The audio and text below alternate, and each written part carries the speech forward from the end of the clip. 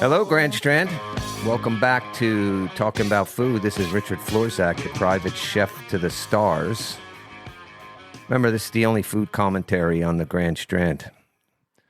Talk about all different types of food, talk to business owners, we talk to chefs, we talk to food truck owners, whatever it is that has to do with food, we'll talk about it on here. And as some of you know, I did a 3-decade stint in Hollywood where I worked for Tom Cruise, Mel Gibson, Leonardo DiCaprio, Jennifer Garner, and quite a few others. I was very lucky. That's what I was. I was lucky. I was a nice guy. They liked me. That's what I say anyway. Speaking of celebrities, we have a local celebrity in the studio today. And I got to say, I know I say this just about every week about how interesting the people are that come onto the show. And I think they are. And the listeners that I speak with, they think they are too. But the coolest thing is that I have this opportunity now to talk to just about anybody in the food business here in the Grand Strand, and they love coming in and doing it. I mean, there's a handful that will turn me down, but and that's fine. You know, I think that some of them think that, you know, we're going to dive deep into the philosophy of food, and I guess sometimes we do, but most of the time I just want to talk about food. I love to know what brought people to this industry. So I'll shut up now, and I'm going to introduce you to a local chef. His name is Chef Danny Smith. And I'm going to let Danny talk about his background because it's so impressive. I don't want to screw it up, but I will say this right out of the gate. First and foremost, and most importantly, he's an Army veteran, and we support our troops here. Chef Danny Smith, welcome to Talking About Food. Thank you. I really appreciate you having me on. It is absolutely my pleasure, especially the fact that you served our great country. Can you, because I will screw it up, can you give the listeners a sort of chronological history, your background in the food business? Got discharged from the military after serving in South Korea for a year and a half. I fell into the food business by seeing how a kitchen runs, how there's a chain of command on how you can grow through the ranks and become better than you started out being. So I started out doing pizza and wings at a small pizza place in Watertown, New York. And then I took on a big challenge. I started working at a Ramada Inn in Watertown. By the time I got my first year under my belt at the hotel, they were already looking for me to move up into a sous chef position. At this point in time, I really didn't know that much about food. I thought I knew a little bit, but years later, I come to find out that you can have the answer to the questions, but you really, as a good chef, you should be able to have 3 answers to the same question. So I kind of put my head down, started studying and just working hard and making my way through the hotel business. I spent 8 years at a hotel in Watertown, and then I moved south to Cortland, New York, and started working at a Holiday Inn. Both facilities had banquet rooms that seated over 200, the largest in the area. So we not only did breakfast, lunch, dinner, we did all the major big parties for the weddings. So that really gave me the experience, the start and fundamentals on becoming a chef. After spending the time, almost 20 years in the hotel business, I met a chef, Brian Shore, that had a fine dining restaurant on the outskirts of Syracuse, New York. Once I met Chef Brian Shore, he told me to leave all my knowledge at the back door and come in and do exactly what he tells me to do. And that's what I did. So in retrospect, that was good advice. Absolutely. Okay, go ahead. Everything that he taught me was for a reason, and I still use the same methods, procedures to this day. Unfortunately, Chef Brian Shore, industry took his life through suicide, which is pretty devastating that to me at that point in time. I moved to South Carolina. What year was that? That was 93. Okay. So by the time I moved to South Carolina, and I tried to find an upscale restaurant to continue on my path of fine dining, landed a job at the Brentwood restaurant in Little River, spent 2.5 years there. They're still there, yeah? Under new ownership. Oh, okay. Is it good? It's very good. Okay. It's such a nice building. Yeah. A great place to start out on the Grand Strand. I moved around a little bit. I did a little stint at the Greg Norman's, and I also worked at the Library restaurant for a little over a year. After the library, I went to Frank's Outback in Pawleys Island. Know it well, yeah. So that's pretty much how I really got started. I started working at Benjamin's Bakery, just doing strictly prep. Got very comfortable there. I love the people, love their products. But then I had the opportunity where I'm at now to go work at Perrone's in Litchfield. Oh, you work at Perrone's? Yes, I strictly do prep there. I will go in and I work 10 to 5 working with the kind of food I absolutely love. Yeah, it's one of my favorite places on the Grand Strand. Yep. They do a great job. The staff there, they have a small staff, but everybody is all about food. Yeah. Steve Perrone is meticulous about everything he does. He has a pot for everything. You stir things a certain way. Well, he's not meticulous about coming on to the show, but maybe after he listens to you on here, he'll change his mind. Anyway, I'm trying to be funny. That's all. I think you're getting closer and closer. I mentioned that to him the other day, and he said maybe I need to think about getting on there. Well, maybe you could put in a good word for me, because it's certainly, you'll see by the end of what we end up talking about. It's certainly not a challenging show or anything like that. It is I just love to eat, man. At my age now, and after cooking all my life, I just like to talk about food. I want to make sure you talk about your food championship as a competitor. My competing started 2010 at the Myrtle Beach Convention Center with a mystery basket. I've received a bronze medal. Since 2010, I've competed 17 times throughout the Southeast in American Culinary Federation competition. 17 times. You have no formal training. I'm self-taught, yes. Self-taught, trained in restaurants and hotels, and you've competed in 17 competitions. Yes, sir. Everybody needs to know that. 17 ACF competitions. I've competed 7 times in the World Food Championship. That's the highest paid food sport in America, United States, and possibly the country. Also competed 3 times in the Great American Seafood Cook-Off in New Orleans, which I just got back from. Was such an awesome experience for the 3rd time. This year I'll be headed back to Indianapolis for my 7th time, coming up in October 14th to the 19th. Being self-taught, I kind of taken becoming an executive chef to being the competition chef. The sense of accomplishment that you get after cooking for 1 hour and to exceed your expectations is priceless. That is very impressive. And Chef Danny Smith, you've actually won some awards. What might they be? 2019, I was Myrtle Beach Chef of the Year. I was also the runner-up for South Carolina Seafood Chef of the Year. One of my favorite awards that I received was the Martin Luther King Drum Major Award. That was 2019. That's an award for giving back to your community. I take a lot of pride in giving back to my community. I was told by my chef coming through the ranks that always give back to your community. Your fishermen, your farmers all risk their lives to bring that food to you. So make sure you get back to it. That's wonderful. That's great. Great stuff.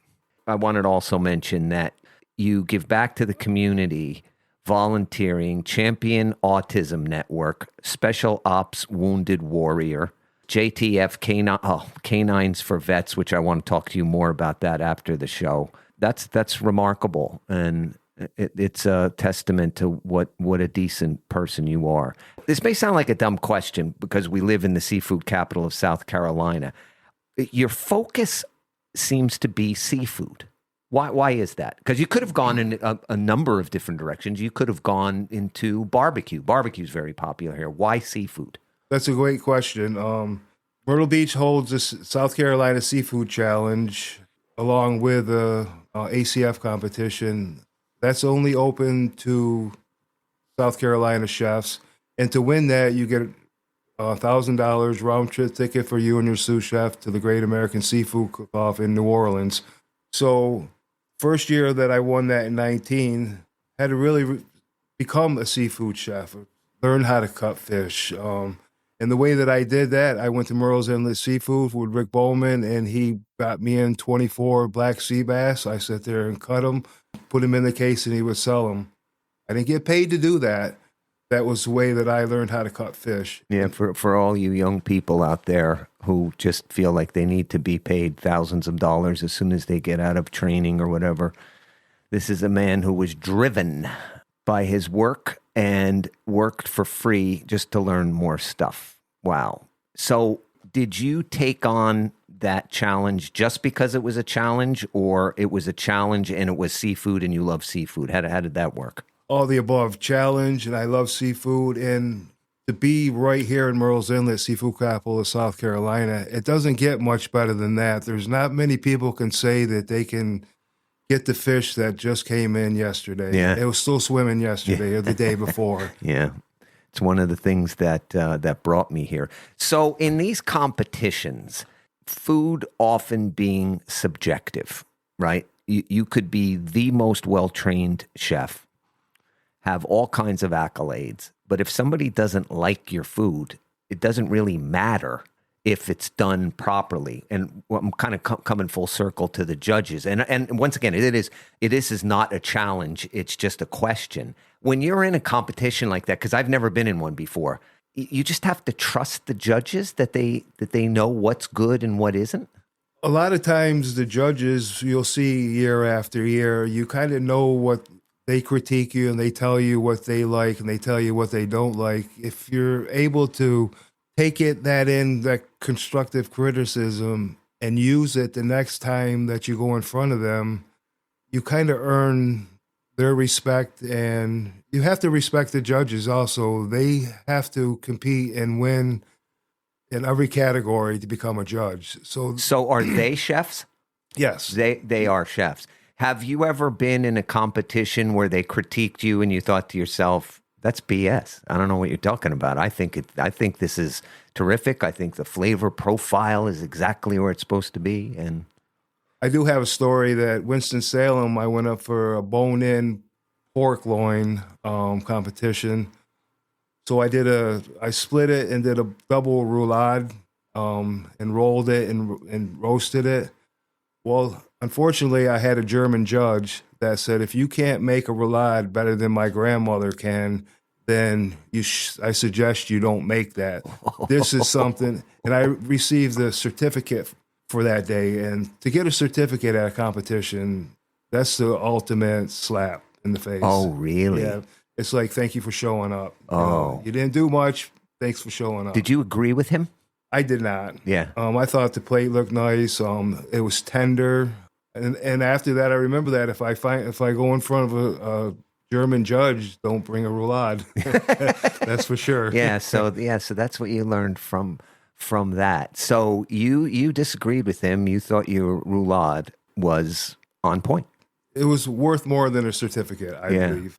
But there's other times that I put up a plate that I absolutely did not like, and I've won competitions with that. So I can't tell you how many times I was this close to not serving the dinner to the client I was working for, and that dinner ended up being one of the most well received. It just boggles the mind, which is why I originally asked you that question. There's a lot of luck involved with competing also. Tell me about the dish that you weren't 100% on that got rave reviews. A pan-seared fish with golden beet risotto, sautéed greens, blue crab butter sauce. It just didn't seem like everything came together like I really expected it to. And it was sloppy. What kind of fish was it? Yellowtail snapper. Yeah. You thought that flavor-wise it didn't come together, the presentation? The presentation didn't come together like I really wanted. It kind of just laid out instead of standing up for me. It kind of just flattened out quite a bit. But it was grits, and people kind of like their grits a little bit runnier, and other people like them stiffer. So See, but that's what I mean, going back to that. Back and forth with it. But they liked it. They liked it.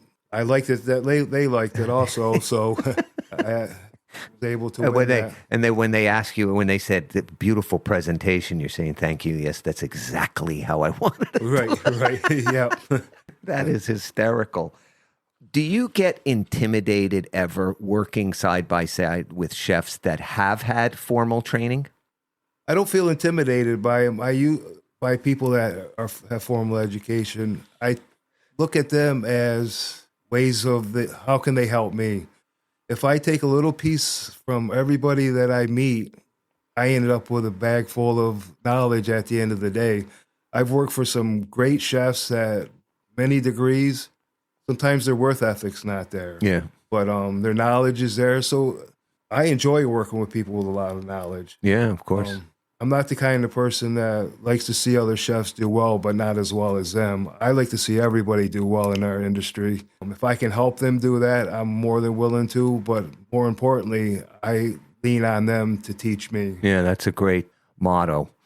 Have you ever been to restaurants out in the area that may have been getting a lot of attention, and you go there and you go, what the heck are they raving about? It happens. I don't have that sophisticated palate to where I need to eat Kobe beef, or I can get just as much satisfaction out of a fried chicken dinner as I could. Wow, I'm so glad. What a beautiful segue this is, because one of the next couple of questions is along the lines of, Are you okay with eating middle of the road or food truck? Not that one is better than the other. Or you're okay with that? Do you have favorite places, hole in the wall places that you like to go to? I do. I like a good burger out. Where's your favorite? You have a favorite? Carolina Tavern. It's over by the old Inlet Square Mall. Yeah, it's right around the corner. Yeah, they have great wings, and they have yes, their burgers are all. I order them quite often. Is that right? I can't believe you're telling me this. Yeah. I think I told this story once before. My wife and I, we walk. Well, we can't walk our dogs there anymore, but in the big field next to Inlet Square Mall. And I hate to say it, but we used to joke about that place because we never saw any cars there. And then my buddy Jack Gregory, who has Merle's Inlet Foodies and Entertainment Facebook page, he puts a post up there, and he said, great, I think he said great burger, but he definitely said great wings. So my wife and I went there, and there was still only a handful of cars in the parking lot, and it was good. Yep. So you like that burger? I do. What about pizza? Pizza, I'm Danny's. Yeah, I like Danny's. Danny's, Aromas. I was tossed up between Aromas and Danny's, but Danny's right across the street, and he's from New York. Yeah. I mean, he's got that glitch that nobody else has. Yeah. Have you heard of, or have you been to Anto's in Conway? I have not. Yeah, it's good. Is it good? Yeah, it's real good. What other restaurants do you like? Bistro 17. Oh, yeah, I like that. Adam Kirby was on. Kirby. Yeah, he was on a couple weeks ago. Rustic Table. I ventured down to Georgetown. They have a little food scene that's really been developing in the last 5 years, probably. Yeah. I was part of the opening of Between the Antlers. Done a little bit of work at Root down there. Yeah. What do they serve? Just American cuisine, New American, just seafood. Most of them down there is the seafood and the shrimps. And you like Asian food? I do. Any favorites? Because it was hard for me to find decent Chinese. I do have one up in Myrtle Beach that I like called Dumplings and Seafood, which is quite good. Okay. What is the one dish that you love that you'd be embarrassed for other chefs to know about. And I ask every chef that comes on the show, and I always tell them what mine is, and the listeners are tired of hearing it, but I'll put together some slop sometimes that my wife and I just love. Yeah, probably mine would be goulash. Something that my mother used to make, simple hamburger. No, but that's good stuff. I'll give you an example. We love, every once in a while, my wife doesn't want to go out, I don't feel like cooking, Velveeta macaroni and cheese, and I julienne some pepperoni in it. I don't have a go-to like that. I know some of the stuff that I like to make that nobody else will eat is my SOS. Oh, really? Yeah. Yeah. Yeah. But you like it. I love it. Yeah. I eat Did you have it in the service? every morning? But you still like it. All of the service members that I know that had it will never even talk about it anymore. I don't get it as much as I would, but I do like it. Explain to the listeners how that is made. And we won't say on the air. It's SOS. It's something on a shingle. It's basically hamburger, flour, milk gravy, a little bit of beef stock if you have beef stock. If not, it's just salt and pepper. And it's cooked basically the way sausage and gravy is cooked. White black pepper milk gravy with burger in it. Yeah. And then you put it over biscuits or toast, or it's filling. Yeah. Very hearty. Yeah. Sounds pretty good to me. What's next for you?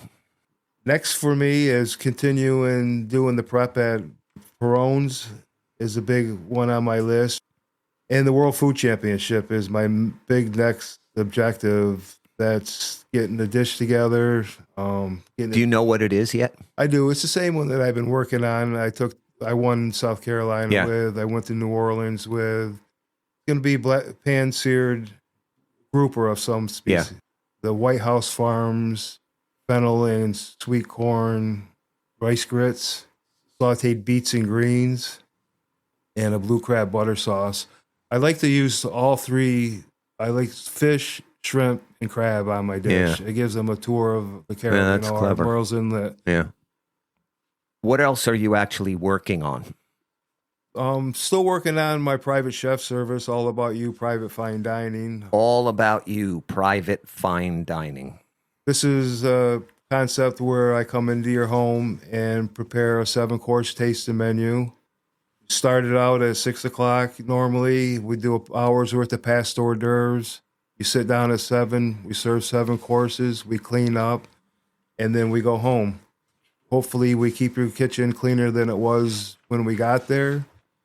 I'm not a caterer. I'm more or less a fine dining Personal chef. I don't like dropping chafing dishes off. I don't like doing brunches. I'm kind of limited to what I really like to do. I like doing tasting menus so we can use a lot of different ingredients at one time and give people a chance to taste something that they've never tried before.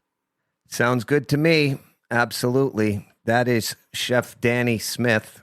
He is the 7-time World Food Championship competitor. He's great at it, and he's got one coming up. He works at one of my favorite restaurants in the Grand Strand, and that is Pawleys. He has a personal chef business called All About You, and I'm certainly honored to have him in the studio today.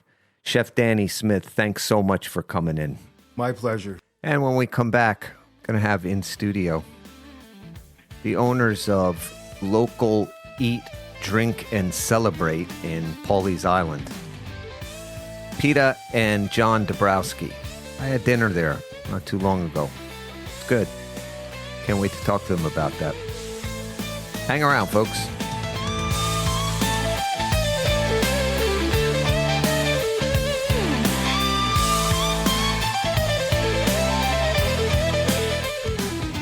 And welcome back to Talking About Food. This is Richard Florzak, the private chef to the stars, and we are lucky enough, and I mean that sincerely, we are lucky enough to have the two owners of Local Eat, Drink, Celebrate, the restaurant in Pawleys Island at the Hammock Shops. Peta and John Dabrowski, welcome to Talking About Food. Thank you for having us here today. It's an absolute honor. I know what it's like to own and operate a restaurant, so I appreciate you giving us this time. Now, are you both from the area? I am from South Africa originally. I came across working at country clubs in New York and Florida, Long Island, and Boynton Beach area, and that's where I met John 17 years ago. And we moved up to Pawleys. So that's where your background in hospitality comes from? Yes. Yeah. I'm life for a restaurant person from when I graduated high school right into the restaurant business. That's a good career to have. Yeah. Yeah. It's interesting. Yeah. It also uses up every ounce of your time. And John, I do believe you're from Chicago. Yeah, I'm from Valparaiso, Indiana, Chicagoland. You know, they call us the region rats because the ones in the Northwest Indiana that's still in the Chicago time zone, and the rest of Indiana is on the different time zone, which is a unique part of Indiana to be from. Yeah, that's went to culinary school there, and I was going to ask you that you're professionally trained, yeah. Yeah, there was the whole misconstrued notion that every kid needed to go to school after high school and try to figure out a way to make your college work for you. So I actually went to Indiana University before I went to culinary school in Chicago. I went to the Cooking and Hospitality Institute of Chicago. Yeah, that happens a lot. Yeah, that people go to college and then they figure out really what they want to do. Could you have accomplished what you've accomplished, and we'll talk about it in a bit, without having gone to culinary school? No, because, I really do believe that the culinary school opened up the door quickly for me on many of the opportunities that I've had. So yes, I probably could have accomplished what I have without going to culinary school, but it might have took me a few more years to do it. Yeah. Yeah. So you're obviously in favor of young people who get out of high school and they're looking for a career in the culinary arts, that they probably should, right? It needs to be a proper culinary school, though, too. There's a lot of great schools out there, and, there's a misconstrued notion that any student that's coming out of culinary school is a chef, and that's the dumbest thing we've ever heard. Let's be honest, okay? Yeah. I mean, people coming out of culinary school are calling themselves chefs, and until you actually put out active fires in your building, you're not really a chef. Yeah, don't tell anybody this. Keep it between the three of us. Mm-hmm. But in my restaurant, I rarely hired youngsters right out of the Culinary Institute because they came out thinking that they were God's gift. Yeah. This may be a dumb question, but who does what in the restaurant? What is your main focus on, Peta? I'm more front of the house. We actually have an event space upstairs that seats about 100 people. So I work a lot with the events upstairs, filling in downstairs, anything from, hosting, bartending, every once in a while hopping on the dish pit or deveining shrimp. Deveining shrimp, bartending, whatever's needed. Peta's able to jump in, which is great. She's the face. Everybody wants to talk to Peta. I'll run around and be miserable because, the roles that she's not doing, I'm doing the rest of, for the most part, other than the fact I have a great assistant general manager, Pete, who's been with us since day one, that we're very lucky to have. But pretty much other than that, if Peta's not doing it, whatever it takes to get the job done, we're getting it done. Now, I know it's real popular today in restaurants to have, what do they call it, where you design drinks, specialty drinks. Yeah, mixologist. Yeah. Do you do anything like that? When we actually opened in August of 2020. So it was right in the middle of COVID. All the restaurants were closed, and our liquor rep / one of our good friends, she dropped off 2 boxes of liquor, 2 cases of liquor with me, and we created the bar menu based on what I had in the house. So there was like fresh jalapenos in the fridge. That is so cool. Earl Grey tea, elderberry syrup. Elderberry syrup, because we're trying to stay healthy. All that was in our original cocktail list too. And one of the drinks is still on the menu from then too. But because of the liquor that was dropped off and what you had. Yeah, we created our menu around that. Well, we're loyal to a fault, I like to say. Is those who've supported us, we're always going to support. And their brands are going to be the ones we play with. Yeah. Oh, that is so cool. I know very little about the bar section of a restaurant. Always wanted somebody like Peta on my team. How did you settle on Pawleys and especially the hammock shops? So Dabadoo moved us up here almost 18 years ago to be the banquet chef over there when I was a chef in South Florida. And we've been doing everything between now and then in the 5 years that we opened our restaurant. just had pretty much, I always said I had any kitchen job I wanted, like any great chef that I wanted to work with, I worked with, and was offered many different jobs that I wanted to do, but I never really found the opportunity to keep my standards to where I wanted to do, because I'm crazy like most chefs. And we were given the opportunity at the hammock shops, and after saying no 2 or 3 times, we finally said yes, because there was a James Beard Award winning chef named Louis Olstein that was in that space, and those are huge shoes to fill. And there's nothing crazier than, someone has great memories of having a meal with this amazing chef. And so that bar is set so high to even start off with. And no matter what I'm going to do, I knew that it was never going to be as good as what Louis Olstein did in this community's eyes. So we had to do something totally different. And that's what we tried to do. I'm going to ask you a personal question, chef to chef. Would you consider yourself a very confident chef? Well, yes. I definitely, my confidence is sometimes misconstrued as arrogance. I know for a fact that I've staged working for some of the greatest chefs, like Chef Frank Lee out of Charleston, that I can jump on any line and work any station within probably about 6 or 7 hours. That's confidence. It is what it is. Your menu, I would describe it as a bit eclectic. You've got Asian, you've got Southern, you've got Mexican. How did you settle on that?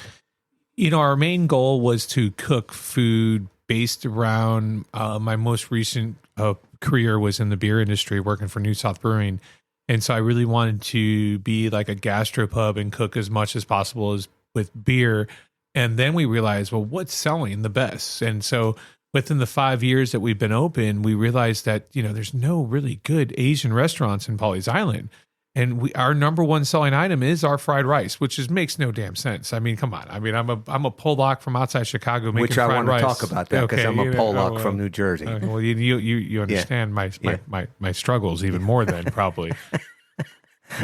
It's just whatever was selling well and what the need was for the people. Our goal was to cook with beer and make great food and trying to cook with as much local products as we could, which we were not able to do as much as we'd like because of the availability of what's out there in our area, which is a struggle as well. So the way you devised the menu was pulling together what you thought were the best items that you had in your repertoire, let's say, at that time? I'm a fat kid who loves food. And when we developed the restaurant, we were thinking highly on the vegetarian and vegan options as well, because, those are the pariahs. Like, nobody wants to deal with them.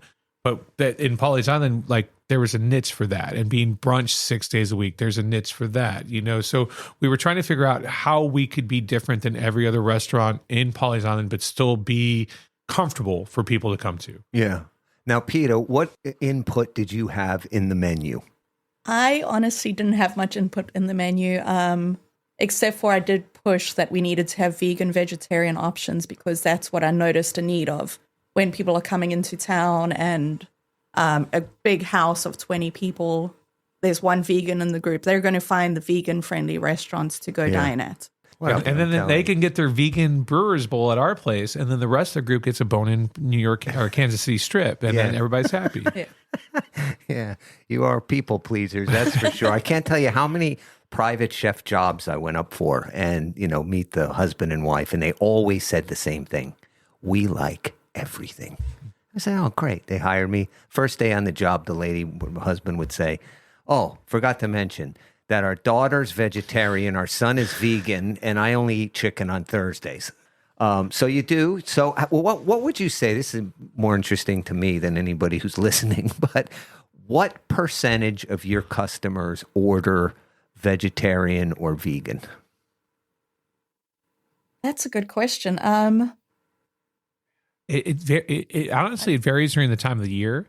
Because during the summer, we'll get a lot of people, like Peta said, that like, hey, they look at vegans will put a wrench in everything, and they look at our menu and see like, hey, we've got vegan fried rice, we've got vegan Brewers Bowl, we've got, and it's really, and people know of our reputation now and how we do things properly. So, those people dictate where to go. So in the summer, I want to say the percentage is higher because like we'll sell on average 15 to 20 Brewers Bowls a day, but those are vegetarian dishes, not necessarily the vegetarian people eating them. It's just a really tasty dish. It's a really popular dish, even amongst the carnivores out there. Right. Yeah. Did you ever by any chance pay attention to the age group that orders that?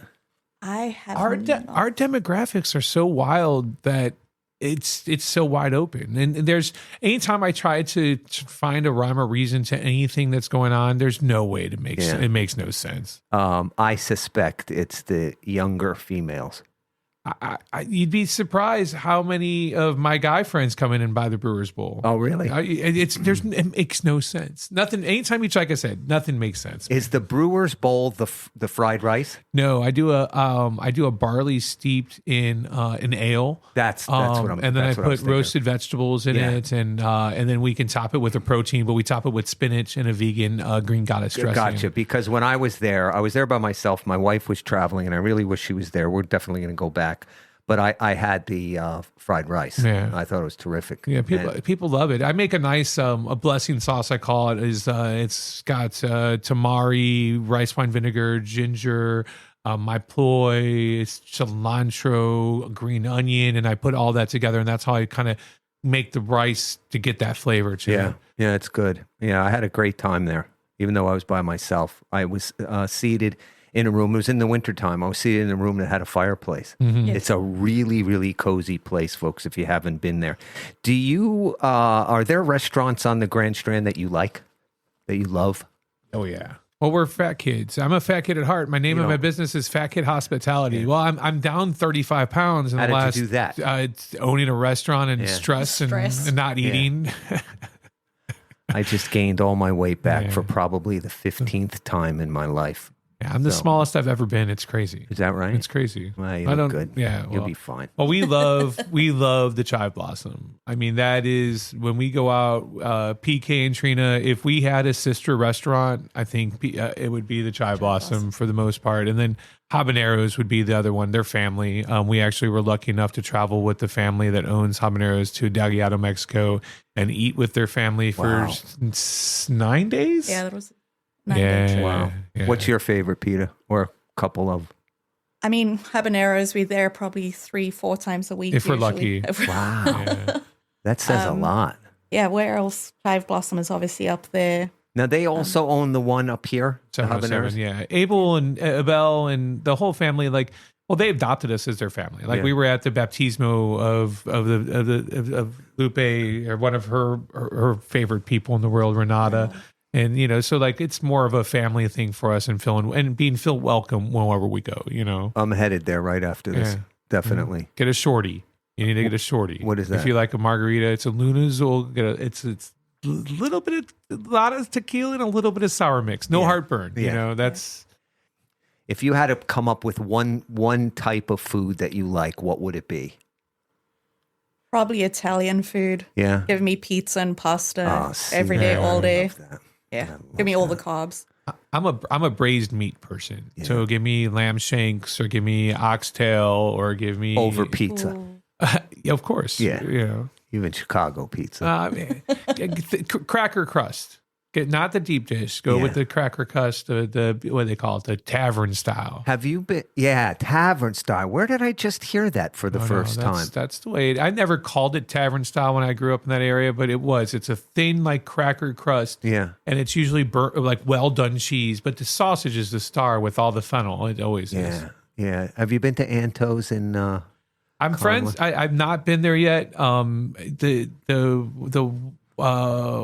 Wife or girlfriend of the owner, or one of the owners. I used to do beer with New South. She was a friend of mine because they're both animal trainers, and she was an animal trainer at Ripley's before they moved down to Miami, and that's how they all met. But he's cooking some good stuff I've seen. I salivate every time I look at his pies. I got to tell you something, and you two are probably the only ones who are going to not tune this part of the show out, but I fought over my Neapolitan dough every single day. And I'm telling you, I had starter from Naples, the whole 00, the whole thing, slow rise, the whole bit. And I would knock out pizza after pizza for a month. Spot on, beautiful char, real airy crust. The next batch, it was like a frozen pizza. Drive me crazy. So when he was on, we were talking about how he does it, because it's a hybrid. It's like a New York pizza and a Neapolitan, and he uses 00. He's got this water filtration system thing going on. It's a slow rise, but he does it in a deck oven. Yeah. It's just a little bit hotter, so it comes out with like New York style in the center, and on the edge is that beautiful blistering. Oh man, it drives me. That sounds good. Yeah, of course. So we'll go to. It's all the way over there. We got to. I mean, that's a long drive. That's all right. We'll trek over to Conway, and on the way back, we'll stop at Habaneros. It sounds like a plan. So tonight is all you can eat crab leg day at the Claw House. That's where we go every Monday. We've been known to go twice a month on a good month and do some damage. Like I like to do some crab legs. Oh wow! Yeah, at the Claw House. That's good. Is Peta a good cook? I don't cook. Yes, you are. Yeah. No, that's not true. I cook maybe once a year. When she decides to cook, she cooks good food. Yeah. Oh, that's really nice. It's not true. I always say that It is true. Your crepes are delicious. Crepes? I make some good crepes. Actually. Savory crepes. Like, yeah. Wow. So she is good. Yep, your Melva pudding is very delicious. Okay, so here's one for you. What is the one food that you both love that you'd be embarrassed to tell other chefs about? When John and I first got married, we didn't have 2 pennies to rub together, and we lived off of Stouffer's Salisbury steak, or the banquet Salisbury steak with that like syrupy gravy. Yeah. I could live off of that stuff. Still. Oh, yeah. What about for you? That's the one that we both love. But I'm like Chef Anthony Bourdain. I love the neon orange processed nacho cheese. Yes, like that, the liquid stuff. It's like crack. I make a grilled cheese sauce, but like, why not open a number 10 can of that stuff? Like, I mean, it's like, I know what the people want, but I mean, let's be realistic. Yeah, and you just eat it with a spoon. I've got a good friend. I don't know if you follow blues music, Kenny Wayne Shepherd, and we found out really early on in our friendship that we both loved cherry pie. It's our absolute favorite dessert. It's got to be made with the Comstock canned cherry filling. Of course. And so he would say he'd look around. He was pretty good in the kitchen. He wanted to make a pie. He had the pie filling. He was like, "Oh, screw this! I'll just eat it with a spoon." He would eat it out of the can. So, John, you have a Polish background. Yes. And I read about you that your grandmother, or your mother rather, taught you a lot of Polish recipes. Yeah. Growing up, my mom worked nights. So to feed the family, a lot of nights I cooked. I was probably in middle school when my stuffed cabbage or halunki were better than hers. Is that right? I mean, I learned I had a little more patience than she did, or more time, I guess is what it was, because she was working 2 to 3 jobs. So, definitely, cooking for that was very interesting. We just actually recently found out that my great grandfather was a chef in Poland. Yeah. And I never knew that. Both of my great uncles died as paratroopers in World War II, and they did an article about them recently in one of the local newspapers up north. And I found out that my great grandfather was a chef in Poland. I know blood. Yeah, in your blood. We're psychotic Polacks. Yeah. I was fortunate enough to be given my grandmother's pierogi recipe. Oh, wow. And I made them for years. And last year, is it this year or last year? Whatever. My wife and I took a trip to Krakow, Poland. And my wife says, "Hey, look at this." She's looking at TripAdvisor. She goes, "There's a pierogi making class." I was like, "You're kidding. I got to do this." So we met the woman in front of this statue in this square. We went to a farmer's market where she bought the cheese right there. We went back to her apartment. We made the dough. And I don't know how you make the dough, but everybody that I've ever talked to in the U.S. says that there's sour cream in Cream cheese was what we used to use too, yeah.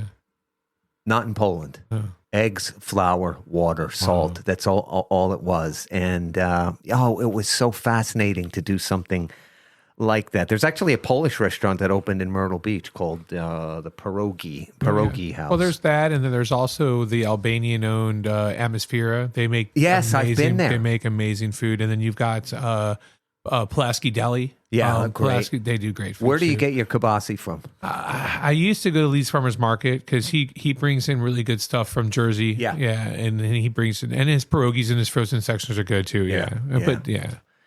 Wow. Any chance of putting in Polish food on your... I don't have the labor of love to do that stuff. As you know, that's a small batch. You got to keep doing it over and over and over again. It's not something you can really mass produce. Peta, do you like Polish food?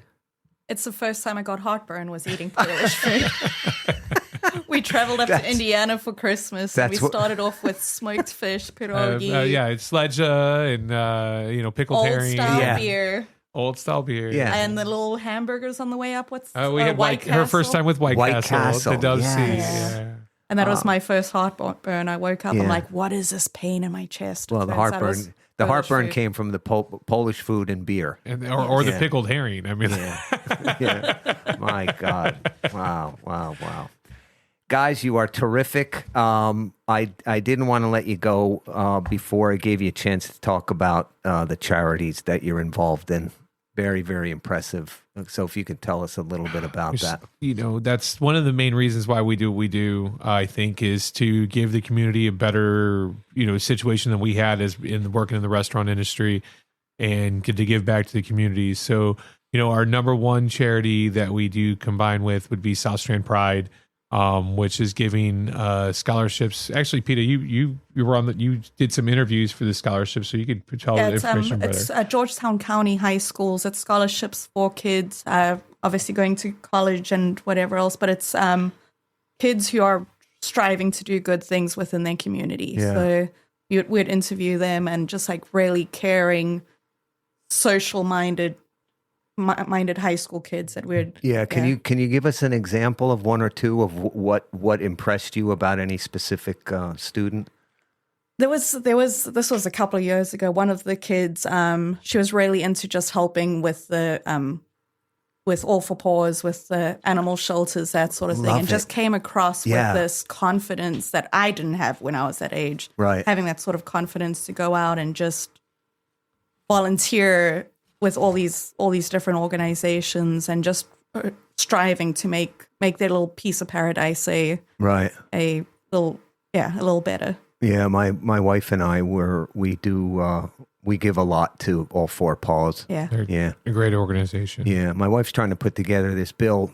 we've been talking to Russell Fry about, called Heidi's Bill, helping every innocent dog impounded, and South Carolinians would get a tax break whenever they adopt. Oh, nice. A dog. So we're trying to push that. If there's any way I can help you, that'd be amazing. You guys, it's great that you do this kind of thing and you give back. You don't forget where you came from. It's something that I rarely saw on the West Coast, and I see it a lot here, and I'm so happy to be here. We're lucky that, we probably would have been more successful if we moved away faster. It took us a little time to really build some success in this community. And Peta is one of the most skilled, marketable managers that would be successful at any major country club or any restaurant, but we would jump into. And we were addressed that I'm a confident, cocky chef that knows that I can go any restaurant and run anything. Yeah. And the thing is, it took us a little longer to have that path to viewed success, because we're far from successful. We still own a struggling restaurant. I mean, it's not, but we're able to give back to the community.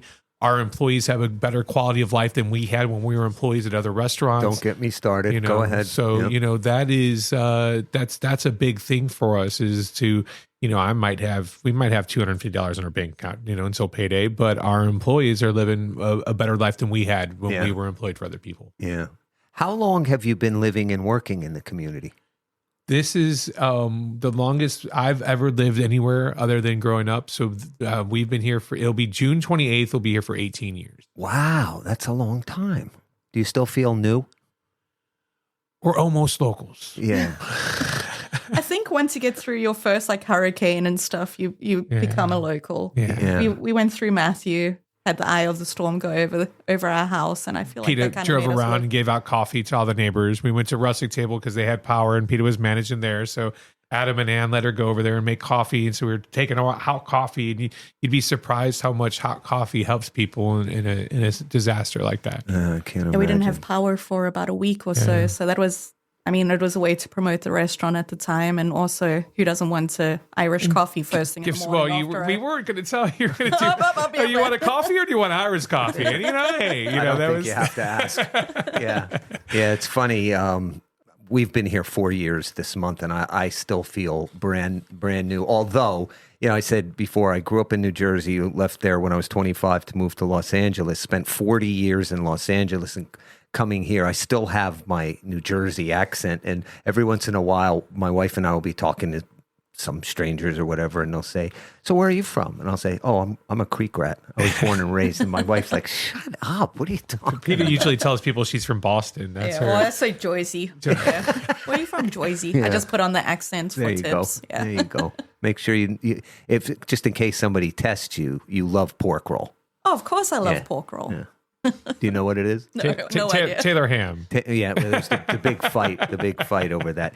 Peta and John Dabrowski, you guys are a trip. Thanks so much for coming in. I hope you'll come back because there's a lot of other stuff we got to touch on. And you know what? Before we go, can you tell us that story about the men's club that you worked at? I think you said that they actually called it the boys' club. Yeah, just the history. I didn't work on it. It was a private gentleman's boys' club that in Pawleys Island. Jim Binder, who was a mentor of mine.